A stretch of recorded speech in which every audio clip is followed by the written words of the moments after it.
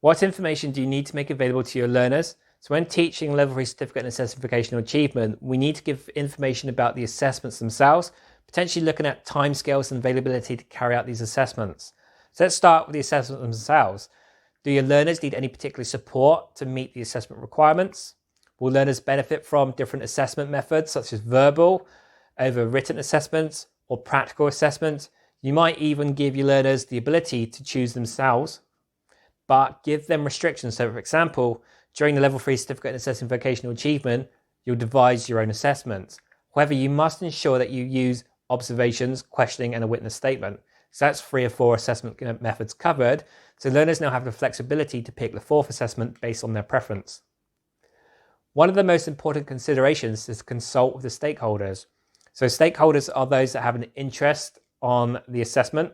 So the first organisation to consider is the awarding body. Do you need written permission from them to change an assessment method? Let's say if you are dyslexic, you're often granted additional time in an exam. So the assessor must seek permission first to do so, otherwise results may be invalid. If you live in Wales, you may wish to complete an assessment using the Welsh language.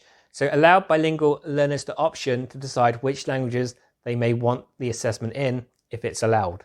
For example, the security industry requires all individuals in the sector to be able to read and write in English to deal with customers and to prevent assaults. Therefore, taking an assessment in a different language is actually not an option. So check the options available to you and seek permission. The last thing you want to do, or the last thing the learners need, is their certificate to be invalidated through a basic admin error. So if you are assessing away from your training centre, you'll be representing the company wherever you go. So when I'm assessing learners for the Level 3 Certificate in Assessing Vocational Achievement, I often go to the employer's workplaces and I'm representing the Education and Training Academy as I attend. The employer may not remember me, but they'll remember the company. The purpose is to give a good impression of yourself and the organisation. Then we need to consider confidentiality. I have done learners assessments at the Ministry of Defence, so I need to go through rigorous screening, then ensure that I keep information secret in line with the organisation's confidentiality policy and also the general data protection regulations. I also advise for our learners to use email communications to evidence them communicating with others, as it's the easiest to evidence. Learners need to be careful about which information that they share. Are there any personal details in these emails which may need to be blanked out? One question I normally get asked when learners sign up to the Level 3 Certificate in Assessing Vocational Achievement is whether they need textbooks or other resources to help them with their studies. And the answer is no.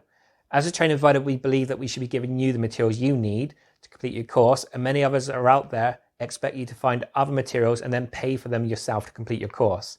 So I did disagree with this method, but it's something that you need to think about. It's always followed up with, where do I find these, or where do I find this in a textbook? Ensure that learners know where to find the information, and this is one of the reasons why our materials are designed in a logical format.